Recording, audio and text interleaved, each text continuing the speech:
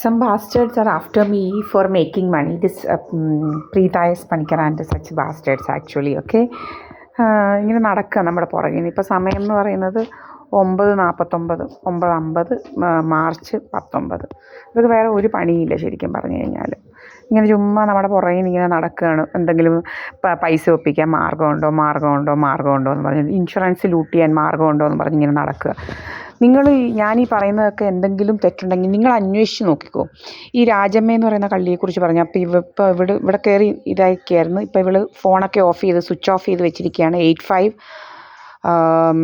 ഇവളുടെ നമ്പർ എന്ന് പറയുന്നത് 8547459107 ഇവളുടെ നമ്പർ. ഇവൾ ഭയങ്കര കള്ളിയാണ്. എൻ്റെ അമ്മയുടെ നമ്പറിന് പകരം ഇവളുടെ ഫോണിലേക്ക് എൻ്റെ അമ്മയ്ക്ക് വരുന്ന OTP, എൻ്റെ അമ്മയ്ക്ക് വരേണ്ട എൻ്റെ അമ്മയുടെ ഫോൺ നമ്പറിലേക്ക് വരേണ്ട OTP ഒക്കെ എൻ്റെ അമ്മയുടെ ഫോൺ നമ്പർ കൊടുക്കുന്നതിന് പകരം ഇവളുടെ ഫോൺ നമ്പർ കൊടുത്ത് വെച്ചിരിക്കുകയായിരുന്നു ഇവിടെ. അതൊക്കെ നമ്മൾ പോയി മാറ്റി. അതിനൊക്കെ തെളിവുണ്ട് നമ്മുടെ കയ്യിൽ, മനസ്സിലായില്ലയോ? അപ്പോൾ അതുപോലെ തന്നെ കുറേ ഉണ്ട് വേറെയൊക്കെ. നമ്മുടെ വസ്തുക്കളുടെ OTP ആർക്കാ പോകുന്നതെന്ന് ഇനി ഡൗട്ടുണ്ട് ഒരിടത്ത്. നമ്മളത് മാറ്റിയായിരുന്നു. ഇനി നോക്കണം, അതെല്ലാം പോയി നോക്കണം. ഇങ്ങനെ കുറേ പല കള്ളത്തരങ്ങളും കാണിച്ച് നടക്കുകയാണ് ഇവനൊക്കെ. എൻ്റെ പേരിലുള്ള 146 സെൻറ്റ് സ്ഥലത്തിൻ്റെ OTP ഒക്കെ കണ്ടെടുത്തപ്പോൾ എന്തൊക്കെയോ പ്രോപ്പർട്ടി ഇൻഷുറൻസ് എന്നൊക്കെ പറഞ്ഞുകൊണ്ട് വെച്ച് നമ്മൾ ജോലി ചെയ്യിപ്പിക്കുമ്പോഴേ, നമ്മുടെ എന്തെങ്കിലും മരം വെട്ടുമ്പോഴേ, അങ്ങനെയൊക്കെ പല രീതിയിലുള്ള ഇതൊക്കെ കിട്ടാൻ വേണ്ടി ഇങ്ങനെ നടക്കുക. ഒരു പണിയില്ല. ഇങ്ങനെ മറ്റുള്ളവരെ പീഡിപ്പിച്ചും അതിനൊക്കെ ആയിട്ട് നടക്കുക. നമ്മുടെ ഇപ്പോൾ ഈ ഇടത് കണ്ണിൻ്റെ അവിടോട്ടാണ് ഇങ്ങനെ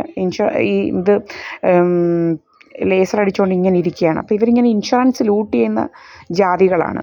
അപ്പോൾ എൻ്റെ ഈ വസ്തു ഒന്നും വിൽക്കാനല്ല. ഇത് എൻ്റെ അമ്മ പറയുന്നതെല്ലാം നമ്മുടെ കയ്യിൽ റെക്കോർഡുണ്ട്. എന്ന് വെച്ചാൽ എൻ്റെ അമ്മ ഈ സെറ്റിൽമെൻറ്റ് ഡീഡിൽ കൂടാണ് ഇതെല്ലാം കൊടുത്തിരിക്കുന്നത്, തന്നിരിക്കുന്നത്. 2018 പ്രമാണം എഴുതിയതാണ്.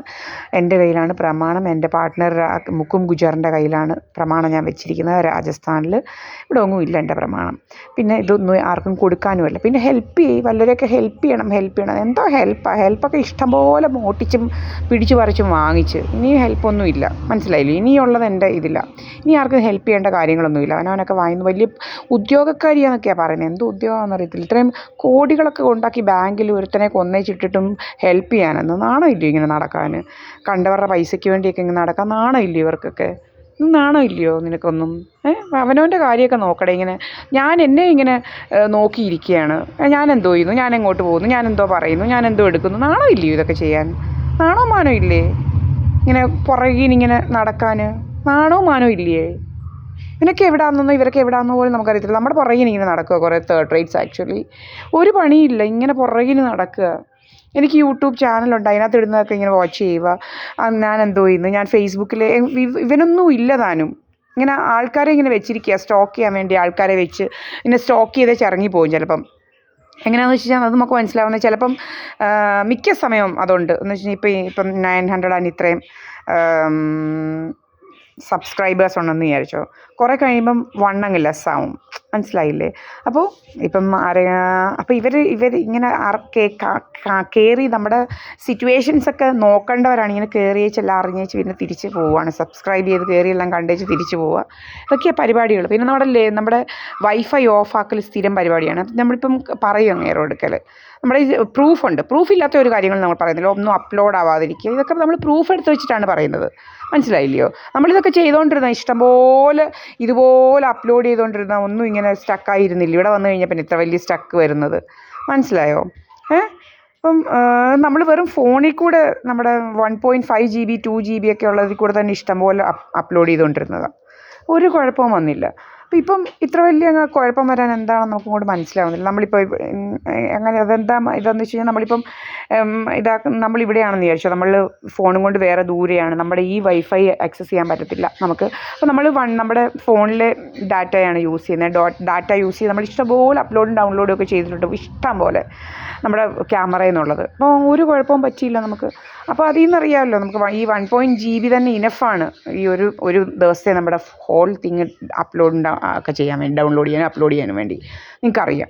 അപ്പോൾ ഇതിങ്ങനെ ഭയങ്കര രോഗമാണ്. നമ്മുടെ പുറകിനിങ്ങനെ നടക്കുക. നമ്മളെന്തോ സ്റ്റോക്ക് ചെയ്തുകൊണ്ട് നടക്കുക. ഇവനൊക്കെ ആരാ നമ്മളെ സ്റ്റോക്ക് ചെയ്യാൻ?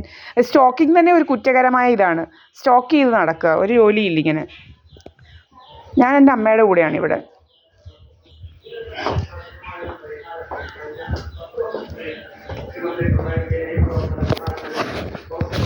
അമ്മേ അമ്മേ അമ്മയാണ് ഇവിടെ എൻ്റെ കൂടെ ഉള്ളത്, അല്ലാതെ വേറെ കണ്ടവനൊന്നുമില്ല. ഉണ്ടോ? ഇവിടെയാണ് നമ്മളുള്ളത്. അല്ലാതെ ഇത് എൻ്റെ വീട്ടിലെ ക്യാമറയാണ് ഇതൊക്കെ.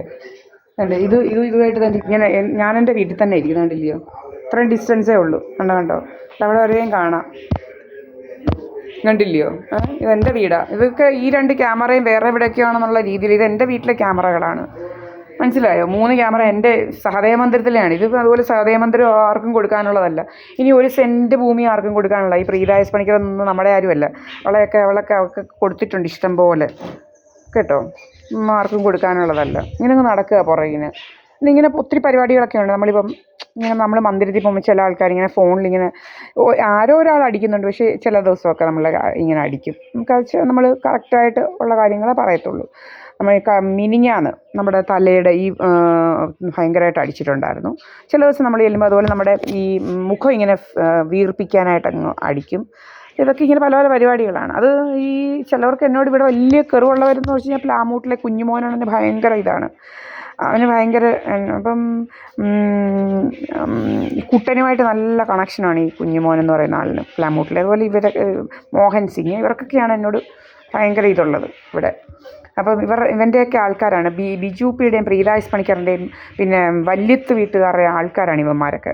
സുബ്രഹ്മണ്യനെ, മോഹൻ സിംഗ്, പിന്നെ ഇവനൊക്കെ. സുബ്രഹ്മണ്യൻ വന്ന് കയറിയത് സൽപ്പകവല്ലിയുടെ വീട്ടിലല്ല, ഞങ്ങളുടെ വീട്ടിലൊന്നുമല്ല. ഇത് എൻ്റെ വീടാണ്. സുബ്രഹ്മണ്യനൊന്നും ഇവിടെ കയറിയ ആളാവേണ്ട യാതൊരു കാര്യമില്ല. ഇവിടെ ഒന്നും ഒരവനും കയറി ഇതാക്കേണ്ട കാര്യമൊന്നുമില്ല. എൻ്റെ വീടാണ്. മനസ്സിലായില്ലയോ? വേറെങ്ങുമല്ല ഇത്. ഞാനിവിടെ എൻ്റെ വീട്ടിലാണ് ജീവിക്കുന്നത്, അല്ലാതെ കണ്ടടമൊന്നുമല്ല. ഇത് ഞങ്ങൾക്ക് സുബ്രഹ്മണ്യനോ അല്ലെങ്കിൽ ഒരവനും കൊടുക്കാനുള്ളതല്ല. ഇതെൻ്റെ വസ്തുവാണ്. പിന്നെ ചുമ്മാതെ ഇത് 2.5 കോടി കിട്ടിയാൽ കൊടുക്കത്തില്ല. ഇത് 26 സെൻറ്റ് സ്ഥലമുണ്ടെന്ന് വെച്ച് കഴിഞ്ഞാൽ ഇതിൻ്റെ സർവേ നമ്പർ 7/28/7/32/7/33. ഇത് വസ്തുവിൻ്റെ വിലയല്ല, നമ്മുടെ ഇമോഷൻസിൻ്റെ വിലയാണ്. ഇത് എൻ്റെ അച്ഛൻ്റെ മണ്ണാണ്, എൻ്റെ അച്ഛനെ അടക്കിയ മണ്ണാണ്. മനസ്സിലായി? ഇത് കണ്ടവർക്കൊന്നും കൊടുക്കാനുള്ളതല്ല ഇത്. മനസ്സിലായോ? ഇത് സഹദേവ പണിക്കരുടെ ഭൂമിയാണ്. പിന്നെ ഞങ്ങൾ 10 വർഷം മല്ലിട്ട് വാങ്ങിച്ചതാണ് ഇതിനോട് തന്നെ തൊട്ട് കിടക്കുന്ന വസ്തു. പിന്നെ ഞാൻ വാങ്ങിച്ചതുണ്ട് 7 സെൻറ്റ്. അത് കണ്ടവർക്കൊന്നും കൊടുക്കാനല്ല. ഇതിൻ്റെ സർവേ നമ്പറാണ് 7/28/7/32/7/33. മനസ്സിലായോ? അപ്പം ഈ സാമിയൊന്നും അതിനകത്തൊന്നും ഒന്നുമല്ല. സാമിയൊക്കെ ടൂൾസാണ്. ഇവന്മാരുടെ കയ്യിലെ ടൂൾസാണ് സാമി. മനസ്സിലായില്ലേ? എന്തുവാ പിന്നെ ഇതൊക്കെ ഏതെങ്കിലും ഒരു സമയത്ത് നമ്മൾ കേസ് കൊടുക്കുമ്പോൾ പുറത്ത് വരുമ്പോൾ സാമി ഇങ്ങനെ അടിച്ചിട്ടുണ്ടെന്ന് പറഞ്ഞാൽ സാമിയുടെ ഈ കാണും, സാമിയുടെ ഫോൺ ഇങ്ങനെ എന്തൊക്കെയാണെന്നൊക്കെയുള്ളത് അറിയാൻ ഇങ്ങനെ സാമിയുടെ ഫോൺ 24 മണിക്കൂർ ഇവിടെ ഉണ്ടായിരുന്നു. പിന്നെ പല പല സാമി ഇതുപോലെ നമ്മുടെ എന്തൊക്കെയോ രക്ഷകർത്താവാനൊക്കെ ശ്രമിക്കുന്നുണ്ട്. അതൊന്നും ഇവിടെ വേണ്ട. സാമിയുടെ കാര്യം നോക്കിയാൽ മതി. അല്ല, സാമിയുമായിട്ട് നമുക്ക് യാതൊരു ഇതുമില്ല. സാമിയെ നമ്മൾ SNDP ഗുരുമന്ദിരത്തിലെ സാമിയായിട്ടാണ് കാണുന്നത്, അല്ലാതെ വേറെ ആരുമായിട്ടൊന്നുമല്ല. വേറെ ആരുമായിട്ട് നമ്മൾ കണ്ടിട്ടുമില്ല. മനസ്സിലായില്ലയോ? അതിൻ്റെ ഒന്നും ആവശ്യം നമുക്കില്ല. എൻ്റെ അച്ഛനെന്ന് പറയുന്നത് സഹദേവ പണിക്കർ ആരാണെന്നും ഞാൻ ആരാണെന്നും ഒക്കെ നമുക്ക് നന്നായിട്ടറിയാം. നല്ല ബോധ്യമുണ്ട്. കണ്ട ഇവരെയൊന്നും അതുപോലെ എന്തുവാ അണ്ടനെ അടകോടനെ ഒന്നും പിടിച്ച് നമ്മുടെ ഭർത്താവാക്കി വെക്കേണ്ട ഗതികേടൊന്നും ഇല്ല. മനസ്സിലായോ? ഒരവനെയും പൊലേനെയും പറയനെയും അണ്ടനെയും അടകോടനെയും അതിനെയൊന്നും പിടിച്ച് നമ്മുടെ ഭർത്താവൊന്നും ആക്കി വെക്കേണ്ട കാര്യമില്ല. പിന്നെ എൻ്റെ കൊച്ചിനെക്കുറിച്ച് എന്തൊക്കെയോ എൻ്റെ കുഞ്ഞിനും അതുപോലെ അങ്ങനെയൊന്നും ഉള്ളവനെയൊന്നും ആക്കി വെക്കേണ്ട കാര്യമൊന്നുമില്ല. എൻ്റെ കുഞ്ഞ് ആരുടെ കൂടെയാണെന്നും ഒക്കെ ഉള്ളത് നമുക്ക് ഉത്തമ ബോധ്യം വന്നേ നമ്മൾ ശരിയാക്കി വിടത്തുള്ളൂ, അല്ലാതെ ഒന്നും വിടത്തില്ല. ആരെന്ത് വിചാരിച്ചാലും എന്നെയും എൻ്റെ കൊച്ചിനെയും അങ്ങ് വകവരുത്താൻ നടക്കുന്നുണ്ട്. എൻ്റെ കൊച്ചിൻ്റെ തലയിൽ ഇത് ഈശ്വരനാണ്. ഈശ്വരൻ അങ്ങ് നോക്കിക്കോളും. ഇതൊന്നും നോക്കണ്ട. എത്ര ട്രാപ്പ് ചെയ്യാൻ നോക്കിയാലും ട്രാപ്പ് ചെയ്യാനിങ്ങനെ നടക്കുന്നുണ്ട്. രാജമ്മയെന്ന് പറയുന്നവളും കുറേ എണ്ണങ്ങളും ഈ വല്യത്തെ കുറേ അവളുമാരും എല്ലാം ഇങ്ങനെ നടക്കുക. എൻ്റെ കൊച്ചിൻ്റെ പുറകിന് നടന്ന പോലെ നമ്മളെ ഒത്തിരി ഡിസ്ട്രാക്ട് ചെയ്യാൻ നോക്കി നമ്മൾ LLBക്ക് പഠിക്കുമ്പോൾ. പക്ഷെ ഒന്നും നടന്നില്ല, പാവം വിചാരിച്ച്. പക്ഷേ നമ്മൾ 10 മണിയാകുമ്പോൾ ഉറങ്ങുമായിരുന്നു. എക്സാം ഡേറ്റ് ആണെങ്കിലും ശരി, എക്സാം ആണെങ്കിലും ശരി. അതൊക്കെ ശ്രീജ എന്ന് പറയുന്ന അവൾ ജീവിച്ചിരിപ്പുണ്ട്, അവളോട് ചോദിച്ചാൽ മതി. അവളൊക്കെ ഹോൾ ത്രൂ ഔട്ട് നൈറ്റ് ഇരിക്കുമ്പോൾ നമ്മൾ 10 മണിയാകുമ്പോൾ കയറി കിടന്നുറങ്ങുമായിരുന്നു. അവിടെ കൂടെ തന്നെ പൊക്കിക്കൊണ്ട് പോകുന്നതല്ല, നല്ല ഒന്നാം തരമായിട്ട് പാസ്സായി പോകുന്നതാണ്. മനസ്സിലായില്ലയോ? പിന്നെ കായംകുളം കോടതിയിൽ ചെന്ന് ചോദിച്ചാൽ മതി, നമ്മൾ മണ്ടിയായിരുന്നോ ഇതായിരുന്നോ, കായംകുളം കോടതിയിൽ പ്രാക്ടീസ് ചെയ്തിട്ടുണ്ട്, അവിടെ ഇവിടെയൊക്കെ പ്രാക്ടീസ് ചെയ്തിട്ടുണ്ട്. അപ്പോൾ അവർ പറയും. അന്നേരം മനസ്സിലാകും ഒരാളുടെ ഇൻ്റലിജൻസ് ഒക്കെ. നമ്മൾ എത്ര ഇൻ്റലിജൻ്റ് ആയിരുന്നു, നമ്മൾ കാര്യം കോടതിയിൽ പറയാൻ മിടുക്കിയായിരുന്നു അല്ലയോ എന്നൊക്കെ. കായംകുളം കോടതിയിൽ ആൾക്കാരുണ്ട്, അവരൊക്കെ കേട്ടിട്ടുണ്ട്, അവർക്കൊക്കെ അറിയാം.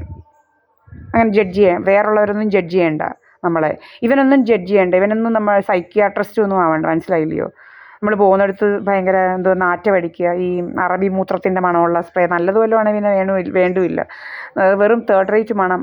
ഈ തേർഡ് റേറ്റ് ആൾക്കാരുണ്ടല്ലോ ഗൾഫിൽ നിന്നൊക്കെ, ഈ ലോക്കൽ പണിയൊക്കെ നടന്ന് ജീവിക്കുന്ന ഈ മോഹൻ സിംഗ് ഒക്കെ എന്തോ വെള്ളം ബിസ്ലരി വാട്ടർ സപ്ലയർ ആയിരുന്നെന്നാണ് പറയുന്നത് കേട്ടിട്ടുള്ളത്. അപ്പം ഇവനൊക്കെ കൊണ്ടുവരുന്ന സ്പ്രേ ഒക്കെ എങ്ങനെയാണെന്നുള്ളതൊക്കെ അറിയാമല്ലോ. അപ്പോൾ ആ സ്പ്രേ ഒക്കെ അടിച്ചിങ്ങനെ നമ്മൾ അങ്ങോട്ടും ഇങ്ങോട്ടും പോകുന്നുണ്ടെങ്കിൽ അടിക്കാൻ നല്ല വല്ലതൊക്കെ അടിയടേ. ഒന്നും കേട്ടാലെങ്കിലും ഒരു മനസ്സിനൊരിത് വരുന്നു. നല്ല ഒത്തിരി നല്ല ബ്രാൻഡഡ് ഒക്കെ ഉണ്ട്. അതൊന്നും അടിക്കാനുള്ള ഇതില്ല. ഇങ്ങനെ കട്ടുമുട്ടിച്ച് നടക്കുകയല്ലയോ, കട്ടുമുട്ടിച്ച് നടക്കുക ഇങ്ങനെ.